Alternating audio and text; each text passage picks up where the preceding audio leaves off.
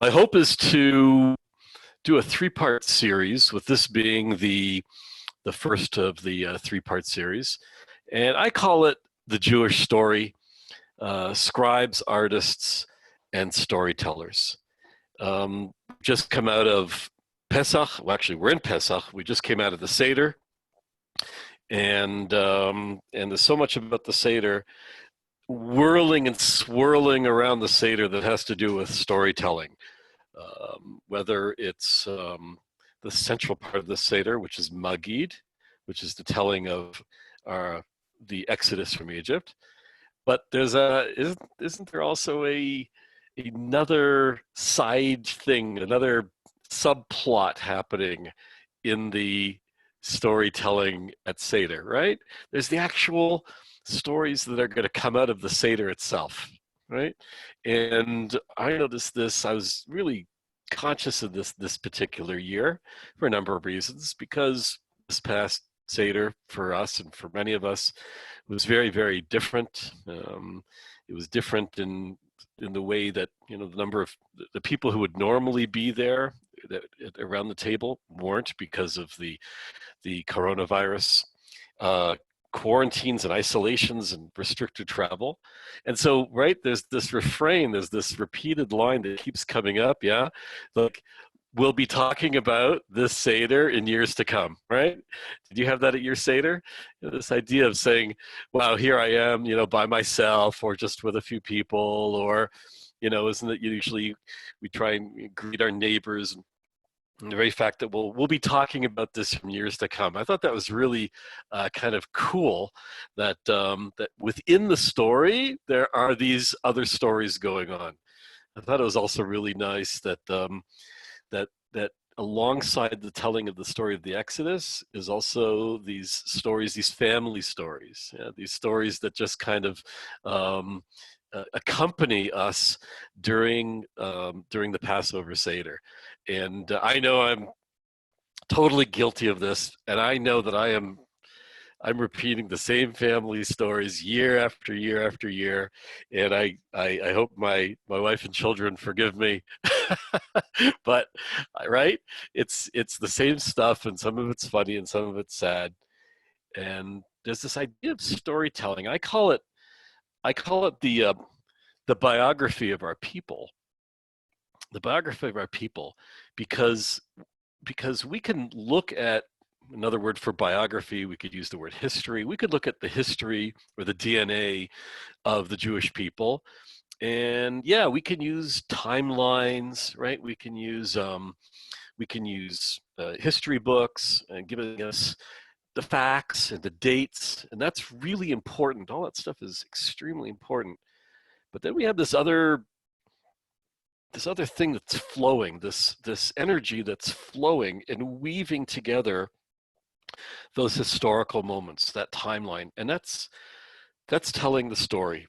So today, for our first session, we're going to focus on storytelling and stories.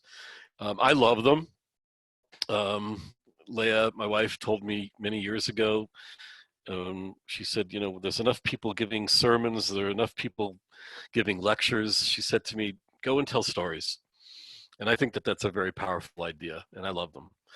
I've collected some of my favorites with me today. We're gonna try and get to them, all of them, maybe. If not, we'll reference them. And what I wanted to do is I wanted to pick first of all, this is a monumental task. I mean, think about it for a second. Think about, in your own mind, your favorite, yeah, your favorite Jewish stories. Even that question is an impossible question, because I can begin by asking, well, what do you mean by when, time period, location, place? What kind of Jewish story? National, religious, folk stories, um, you know, secular, political. I mean, it opens up a whole can of worms. So knowing that this is an impossible task, I'll do the best I can, and really mm, make it's going to come from a very personal perspective. So first of all, if we look at if we look at stories that go back to the beginning, if we look at stories that talk about things that happened a long, long time ago, so we then have to ask the question, is it a story from that time period? And if you want to go and look to that, well, just open the Bible, right? The Bible is just one fantastic big storybook, isn't it? And so we could go to that. You know, we had the holiday of Purim just over 4 weeks ago. Wow, what an incredible story that is, right? And there it is, written in that time 2,500 years ago, about what happened 2,500 years ago. But then we have another collection of stories that are written more recently, or sometimes we don't even know exactly when they were composed. And they've gone through their own tweaking, they've gone through their own culture, the filters of the storytellers themselves and the listeners. And they might be from yet another time period. And this is one example. It's called The Two Brothers, and it goes as follows. One night the king could not sleep. He did not know where to build his new palace. So the king went for a walk around his kingdom. He saw a man pick up a bundle of wheat. The man carried this wheat onto the next field and dropped it there. What is this man doing? Thought the king. Is he a thief? Soon after, the king saw another man in the second field pick up a bundle of wheat. He carried it onto the first field and dropped it there. What is that man doing? Thought the king. Is he also a thief? The next morning, the king called for the first man. Why were you taking bundles of wheat and bringing them to another field? He asked. I took the wheat from my own field and brought it to my brother's field, answered the man. My brother has a large family. He needs a lot of wheat to feed his children. I live alone, and I do not need much. Therefore, every night I bring my extra wheat to my brother's field. The king called for the second man. Why were you taking bundles of wheat and bringing them to another field? He asked the second man. I took the wheat from my own field and brought it to my brother's field, answered the man. My brother lives all alone. He has no family and no children to help him. I have many children who help me gather my wheat each day. Therefore, every night I bring my extra wheat to my brother's field. Such love between two brothers, the king thought. This is the place I will build my palace. He gave each brother a large chest of gold and bought the two fields. So that's how the story in this version ends. And I have actually come across several versions of this exact type of story. And sometimes the story is specifically about King Solomon, which then attributes the idea that this must be a sign of wisdom. And after all, such a wise man is having such a difficult time making a choice of where the location will be. Even though, right, we also have an idea that the location is already predetermined. But it really gives us a beautiful idea that maybe that location, which of course is Jerusalem, Mount Moriah, where the Holy Temple is going to be built, has to be based on that sense of brotherly love of giving. It's a beautiful idea. When the story was actually composed or written, we don't know. I've tried to locate its origin in terms of date, and we don't know. One thing that we do know is that it most likely was not written at the time of King Solomon, but much later. How much later? We don't know. Again, just a beautiful, beautiful idea there. So going from the land of Israel, so realizing with the ultimately the destruction of the first temple and then the second temple in the year 70, so we have this dispersion, right, of Jews. And what happens is that I think the stories the Jewish story then becomes, right, spread out, right, along with the fact that there becomes this exile. So we take our stories with us. We take our stories about the land of Israel with us, but something else is going on. We begin to develop stories, Jewish stories of where we are, where we're actually located, and the travels or the movement between those locations outside the land of Israel. And that, by the way, continues unto this day, 2,000 years of exile. Well, there are many great stories coming out of Ethiopia and Yemen and India. I was reading some stories coming from the Jewish community in India and all over the place. But I have to tell you, being from Eastern Europe, my family roots are from Eastern Europe. I always enjoy, it's a good, for me, a good Eastern European story is like a pickle with a good crunch. You know what I mean? You take that pickle and you bite into it and you get that that crunch sound. Ah, we say in Yiddish, that's geschmackt. That's got a lot of flavor to it. And these stories really attract me. This particular one I really enjoy. There's a community, whether it existed in real or only in our imagination, but there's a story. There's a community in Europe called Chelm. Have you heard of Chelm before? So Chelm was kind of like everyone's making fun of Chelm. Everyone is poking fun at Chelm. It's somewhere, is it Russia? Is it Poland? It's somewhere in Central or Eastern Europe. And we're always making fun about Chelm. What's really interesting is that if you listen very carefully or read very carefully or study very carefully the stories of Chelm, there's some very interesting wisdom deep inside the craziness or the upside downness of Chelm. Sometimes we even use that term, that Chelm is like to look at something upside down. I really like this story because it's a little bit racy. It's a little bit steamy. You'll see what I mean right now. It shows us that even the stories coming out of Chelm, people lived on the edge. Okay, so listen to this. I love this. A young scholar of Chelm, innocent in the ways of earthly matters, was stunned one morning when his wife gave birth. Well, confused, he ran to the rabbi. Rabbi, he blurted out, an extraordinary thing just happened. Please explain it to me.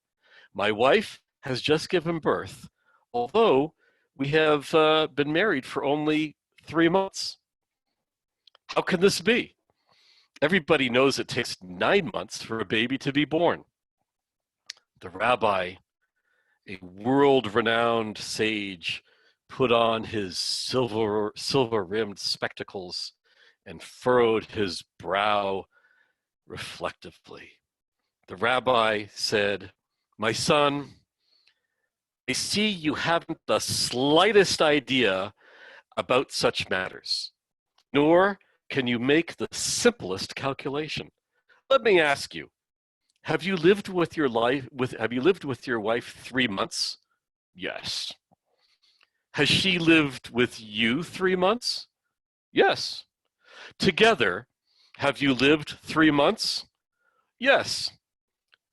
What's the total then? 3 months plus 3 plus 3.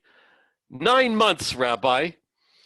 Then why do you come to bother me with your foolish questions?" Yeah, it's right? It's just a fun story. The Chum stories are just delicious. They're just delicious. And I thought that was especially, wow. When I came across that one, I thought, whoa. I don't know if you could tell that story in just any venue. Being in Europe, or primarily being in Europe and Poland and Russia and Hungary, and Ukraine, comes with it other stories, not just humorous tales. And we have a long history, because of our exile, of anti-Semitism and Jewish humor, which is a whole other side of Jewish storytelling. It's very interesting that in our darkness and in our tragedy, we sometimes look to humor to help lighten the darkness. But sometimes even humor can't help us, and all we're left with is a story of something very, very tragic. The Holocaust has with it its whole genre of stories. And it's very, very interesting because many of those stories are only now, as the last of Holocaust survivors are still with us, barely, those stories are coming out. Those stories are coming out. I had the great privilege of having a discussion with Miriam Botzer's father, Rav Asher, and we, during the course of our discussion, he began telling me his stories of when he was a child in the Holocaust, stories that we found out had not been told before. So these are times to really find elderly relatives or neighbors and ask them their stories. This one is called Hovering Over the Pit. It was a dark, cold night in an Auska road camp. Suddenly, a guard shout pierced the air. You are all to evacuate the barracks immediately and report to the vacant lot. Anyone remaining inside will be shot on the spot. Pandemonium broke out in the barracks. People pushed their way to the doors while screaming the names of friends and relatives. In a panic-stricken stampede, the prisoners ran in the direction of the big open field. Exhausted, trying to catch their breaths, they reached the field. In the middle were two huge pits. Suddenly, with their last drop of energy, the inmates realized where they were rushing on that cursed dark night in Nauska. Once more, the cold, healthy voice roared in the night. Each of you dogs who values his miserable life and wants to cling to it must jump over one of the pits and land on the other side. Those who miss will get what they rightfully deserve. Imitating the sound of a machine gun, the voice trailed off to the night, followed by a wild, coarse laughter. It was clear to the inmates that they would all end up in the pits. Even at the best of times, it would have been impossible to jump over them, all the more so on the cold, dark night in Janauska. The prisoners standing at the edge of the pits were skeletons. The prisoners were feverish with disease and starvation, exhausted from slave labor and sleepless nights. Though the challenge that had been given them was a matter of life and death, they knew for the SS and the Ukrainian guards it was merely another devilish game. Among the thousands of Jews on that field in Janauska was the rabbi of Bluzov, Rabbi Yisrael Spira. He was standing with a friend, a free thinker, a secular man from a large Polish town whom the rabbi had met in the camp. A deep friendship had developed between them. Spira, all of our efforts to jump over the pits are in vain. We only entertain the Germans and their collaborators. Let's sit down in the pits and wait for the bullets to end our wretched existence, said the friend to the rabbi. My friend, said the rabbi, as they were walking in the direction of the pits, man must obey the will of God. If it was decreed from heaven that pits be dug and we be commanded to jump, pits will be dug and jump we must. And if God forbid we fail and fall into the pits, we will reach the world of truth, the world to come, a second later, after our attempt. So my friend, we must jump. The rabbi and his friend were nearing the edge of the pits. The pits were rapidly filling with bodies. The rabbi glanced down at his feet, the swollen feet of a 53-year-old Jew, ridden with starvation and disease. He looked at his young friend, a skeleton with burning eyes. As they reached the pit, the rabbi closed his eyes and commanded in and commanded in a powerful whisper, "We are jumping." When they opened their eyes, they found themselves standing on the other side of the pit. "Spira, we are here. We are alive," the friend repeated over and over again, while warm tears streamed from his eyes. "Spira, for your sake, I am alive indeed. There must be a God in heaven. Tell me, Rebbe, how did you do it?"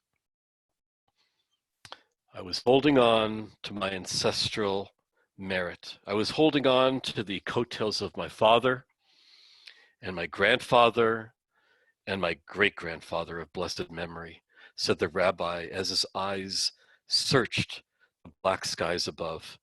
"Tell me, friend, how did you reach the other side of the pit?" "I was holding on to you," replied the rabbi's friend.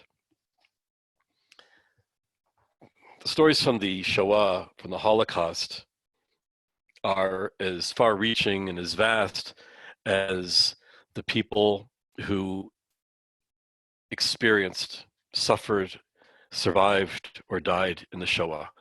And each one is vastly different. I just want, as a point of reference, also the way that they're told or the way that they're conveyed is vastly different. A series of books that for me, I've always appreciated. I don't know if you can't use the word enjoy really when you're talking about stories from the Shoah, has been this series called Mouse. This is the first one. This is by Art Spiegelman, and this is the sequel called Mouse. And what's really interesting is that it's done in what they call comic book form, and the characters are depicted as different types of animals. The Jews are depicted as mice, the Germans as cats, the Poles as pigs, I think Americans are dogs, and so on and so forth. Anyways, if you're interested in Holocaust stories, then I highly recommend getting your hands on Mouse. Very, very interesting. But even more importantly, get your hands on a elderly Holocaust survivor before they can no longer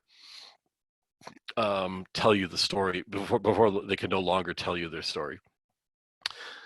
Well, we go from how do we bridge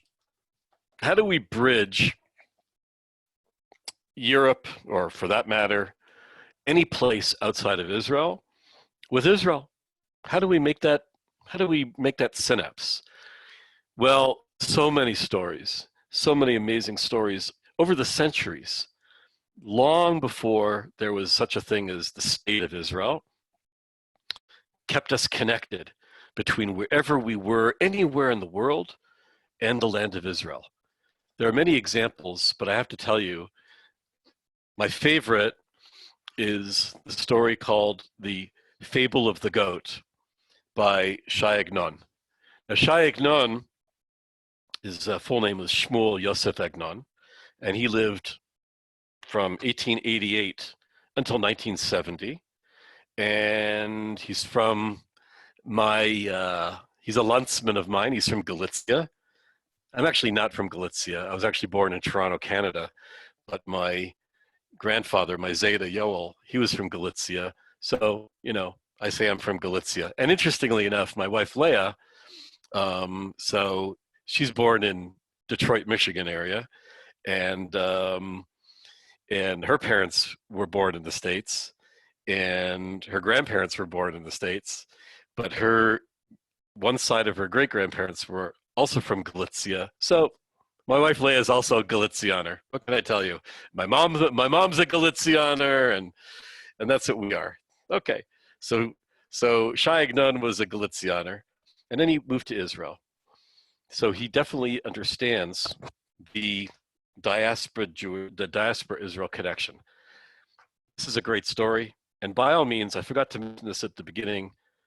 Make sure you've got yourself some tea or whatever beverage, wine, or whatever it is that you like to drink, because when you tell stories or listen to stories, it's nice to have a drink in your hand, isn't it? The tale is told of an old man who groaned from his heart. That means he was sick. The doctors were sent for, and they advised him to drink goat's milk. He went out and bought a she-goat, a female goat, and brought her into his home. Not many days passed before the goat disappeared. They went out to search for her, but did not find her.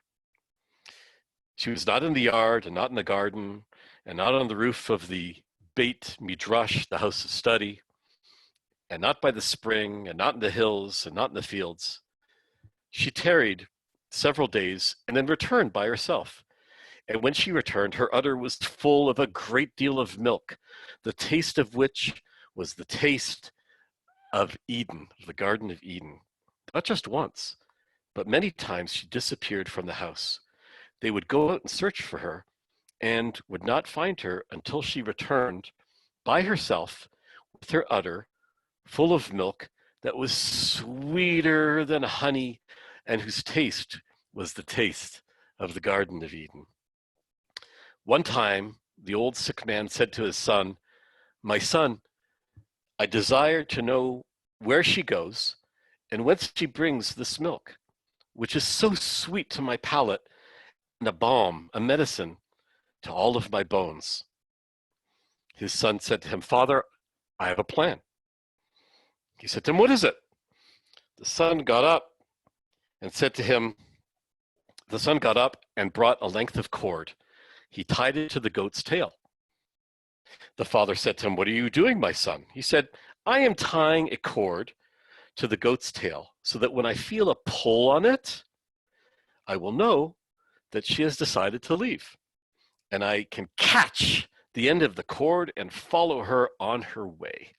The old man nodded his head and said to him, "My son, if your heart is wise, my heart too will rejoice." The youth tied the cord to the goat's tail and minded it carefully. When the goat set off, he held the cord in his hand and did not let it slacken until the goat was well on her way and he was following her. He was dragged along behind her until he came to a cave. The goat went into the cave and the youth followed her, holding the cord. They walked thus for an hour or two, or maybe even a day or two. The goat wagged her tail and bleated, and the cave came to an end. When they emerged from the cave, the youth saw lofty mountains, the hills full of the choicest fruit, and a fountain of living water that flowed down the mountains, and the wind wafted all manner of perfumes. The goat climbed up a tree by clutching at the ribbed leaves. Carob fruits full of honey dropped from the tree, and she ate of the carobs and drank of the garden's fountain. Youth stood and called out to the wayfarers, "I adjure you, good people, tell me, where am I, and what is the name of this place?" And they answered him, "You are in the land of Israel, and you are close by Tzfat." The youth lifted up his eyes to the heavens and said, "Blessed be God, blessed be he who has brought me to the land of Israel." He kissed the soil and sat down under the tree. He said, "Until the day breathe and the shadows flee away, I shall sit on the hill under this tree. Then I shall go home and bring my father and mother to the land of Israel." He was sitting thus and feasting his eyes on the holiness of the land of Israel. He heard a voice proclaiming, "Come, let us greet the Sabbath queen, Shabbat HaMalkah." And then he saw men like angels wrapped in white shawls and white talitim, and bows of myrtle in their hands. And all the houses were lit with a great many candles. He perceived that Erev Shabbat, the eve of the Sabbath, would arrive with the darkening, and he would not be able to return. He uprooted a reed and dipped it in ink, and this is the same ink that we use for the writing of a Torah, that the ink of the writing of the Torah scrolls is made. He took a piece of paper and wrote a letter to his father, and he wrote as thus: "From the ends of the earth I lift up my voice in song to tell you that I have come in peace to the land of Israel. Here I sit, close by Tzfat, the holy city, and I am abide by its sanctity. Do not inquire how I arrived here, but hold on to this cord which is tied to the goat's tail and follow the footsteps of the goat. Then your journey will be secure and you will enter the land of Israel. The youth rolled up the note and placed it in the goat's ear. He said to himself, when she arrives to my father's house, father will pat her on the head and she will flick her ears. The note will fall out. Father will pick it up and read what is written on it. Then he will take up the cord and follow the goat to the land of Israel. The goat returned to the old man, but she did not flick her ears. And the note did not fall. When the old man saw that the goat had returned without his son, he clapped his hands to his head and he began to cry and weep and wail.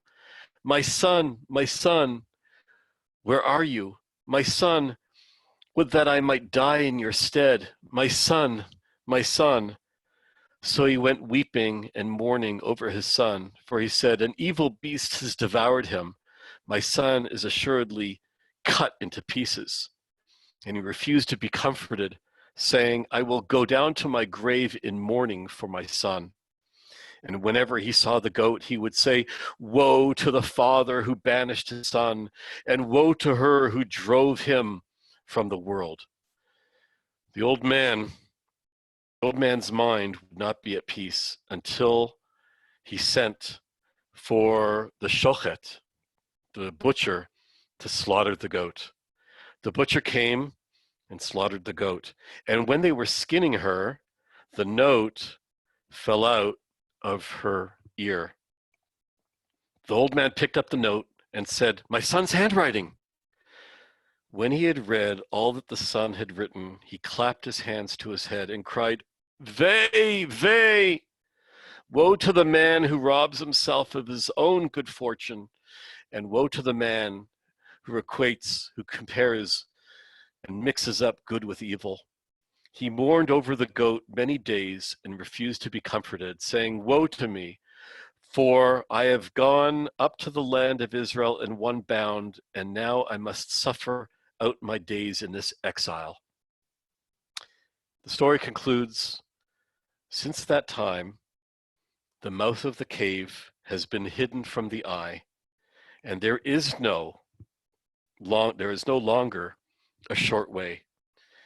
After that youth, and as for the youth, if he has not died, he shall bear fruit in his old age, full of sap and richness, calm and peaceful in the land of the living. Whoa, I have to tell you. I don't know. I read that. I've heard that story. I've been telling that story for, I don't know, since we've moved to Israel 27 years ago. And the idea that the cave has been closed up and there is no longer a short way. Can you imagine that, according to Jewish legend, according to old-fashioned ancient legend, there was a quick way to the land of Israel. And today it's no longer so quick, not so long either. You can get on a plane and everything and get over here. But amazing that there was an idea that there was a cave connecting a community outside of Israel with the land of Israel. Absolutely, absolutely amazing. Yeah, pretty incredible. Just close that. You know, now that we're back in the land of Israel with our stories, and since we were talking about Sfat, so this is a story for all of us, and I think most of us, right, have spent time in Sfat, either with Livnot or either on another experience. But certainly, if you've spent time at Livnot in Sfat, you've had a chance to hear some of the stories up there. And this one is I would borderline it by saying it's a ghost story, right?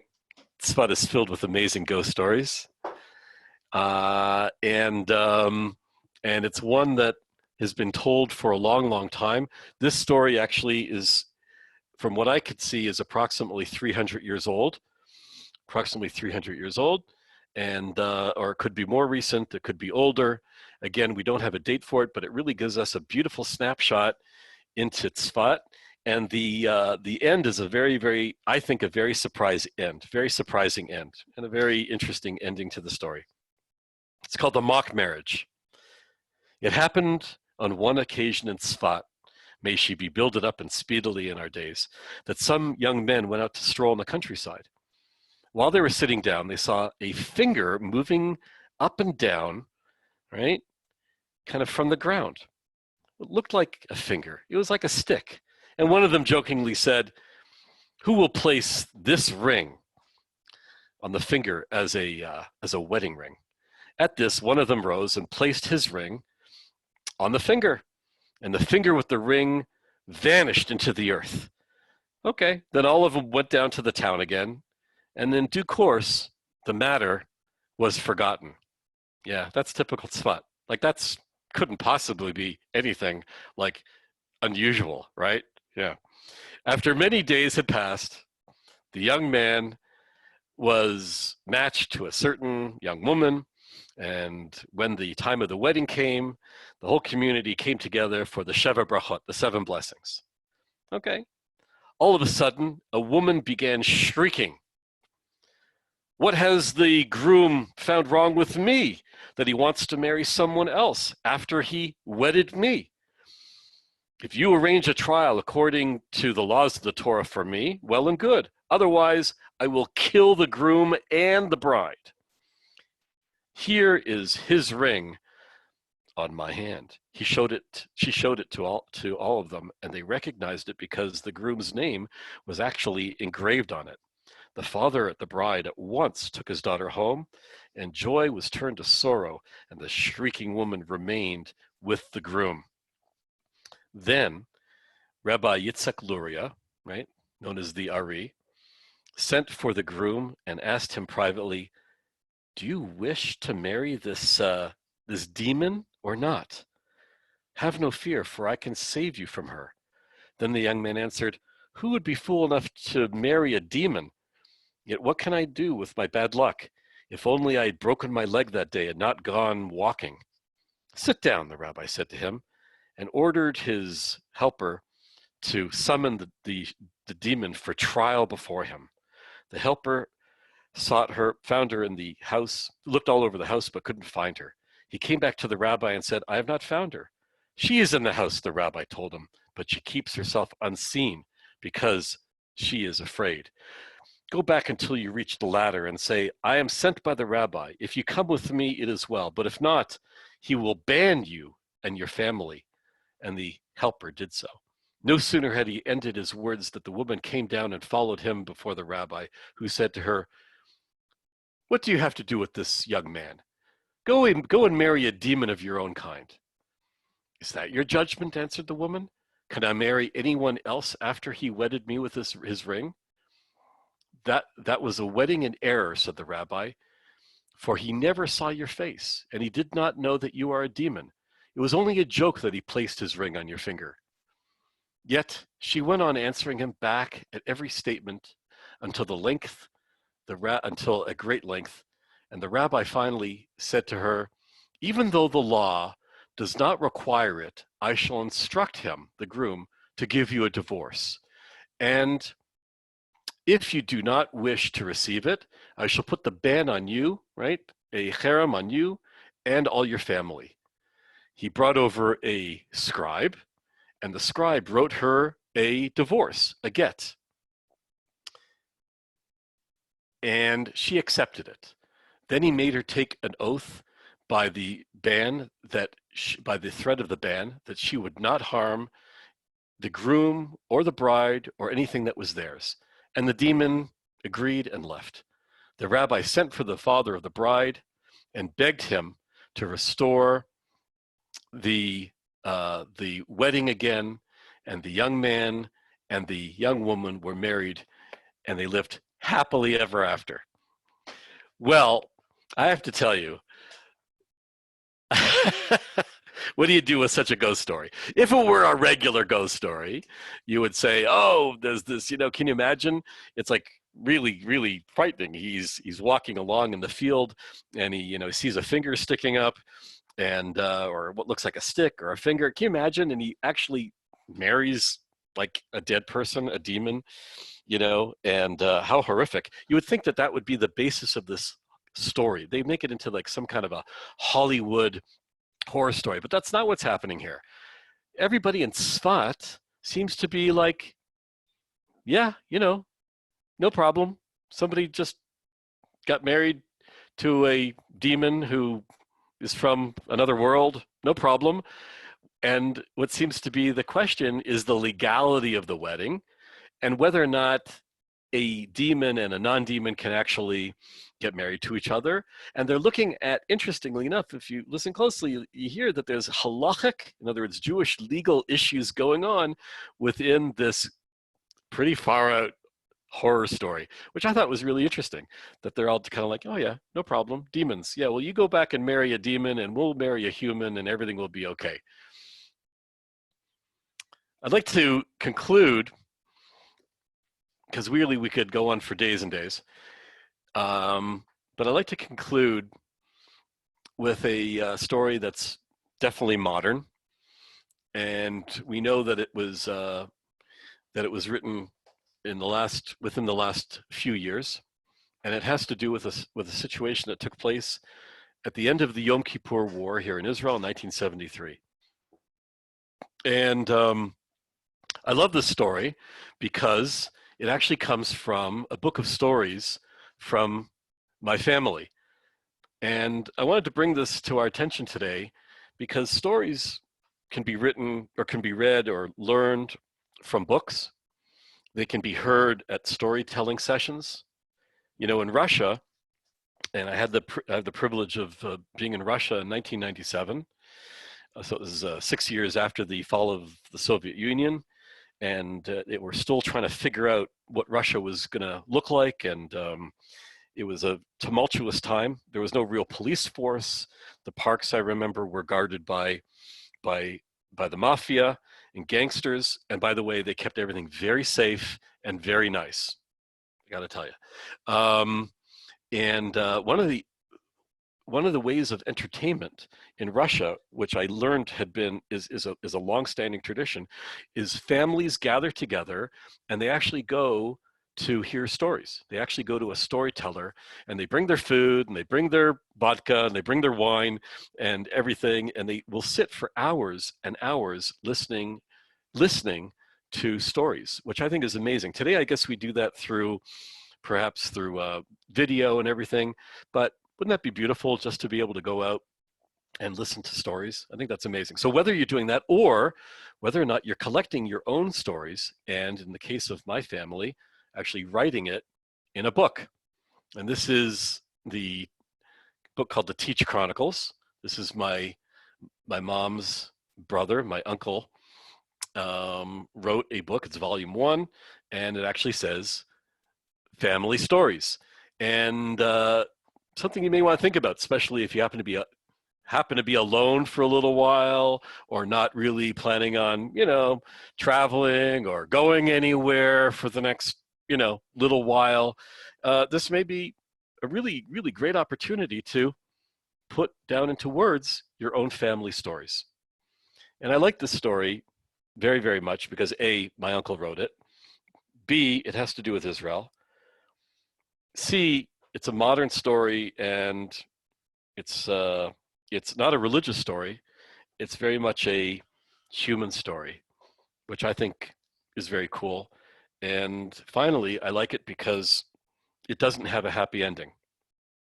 I know that sounds strange, but I think sometimes stories that have happy endings, it's hard to connect with.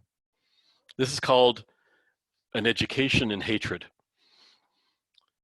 I was in the back of a tender, a small pickup truck with wooden benches for 4 to 6 people, heading to Tel Aviv from my base in the Sinai. We were approaching the southern outskirts of Gaza City, and there were a cluster of little Arab homes along the side of the road. The roads were rough and pitted and narrow, and as we entered a sharp turn in the road, crawling over the bumps, there was a small house on the side of the road, and I noticed a small child about 6 years of age in the doorway. She wore a red velvet dress, and she was pretty and smiled at me. I smiled back and waved, and she returned my wave. At that moment, an older woman appeared. I don't know if it was her mother or another relative, but she noticed what was going on, that this little girl was smiling and waving to an occupier Israeli soldier, the enemy. With the back of hand, she struck the little girl across her face, and the little girl flew across the doorway and onto the dirt. What I remember, what is indelibly etched on my memory, was the sound of that slap. In the next moment, we had made our turn and I was out of sight, but the sound of that slap will be with me forever. I cannot help thinking about those 44 years that passed. A small child received a painful lesson in hatred. Now that she is perhaps a woman of 50, she has been programmed to hate even now. It makes me sad and cynical about the prospects of genuine peace in the Middle East. Stories have a way of capturing what all the news that you're ever going to watch, that I'm ever going to watch on any TV program or cable network, can capture in a very short number of lines or sentences. And I think that's a perfect example of encapsulating the issues that we live here in the modern state of Israel, in Israel today. The stories are all around us. They're in our own hearts. They're in our own families. They're in our neighbors. They're everywhere.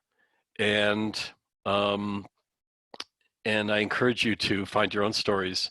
And if you have any questions, certainly I'll be happy to answer anything. I'm looking here at the chat right now and see here that, yes, as far as sharing the story sources, absolutely, I will be happy to make a list and share them and pass them along to Akiva and Meir. I will do that. If there are any other questions, I'd be happy to try to deal with them, or any comments that you may have.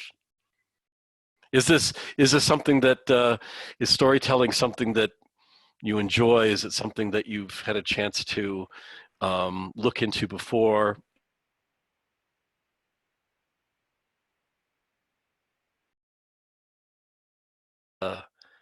It's I'm muted.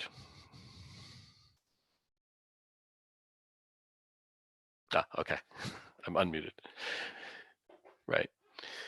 Okay, well, I enjoyed this. Any chance that there's any chance to go back and look at stories is something that I'm always a fan of. And next week, as we continue on the series called The Jewish Story, we're going to be looking at art. And that's going to be just a lot of fun. What we're going to do with that is I'm actually going to look at a selection of art from different places and across different time periods. Again, there'll be a sampling of art, both paintings as well as sculpture, as well as illustrated manuscripts, that will give us a little bit of a taste of how Jews have expressed themselves and told their story using the medium of art. So look forward to spending that time with you next week, next Monday at 7:30 p.m. Israel time, 12:30 p.m. Eastern Daylight Time, 9:30 a.m. Pacific Daylight Time. And if you're in Fiji, I think this class already happened. So anyways, thank you, everybody. Chag Sameach.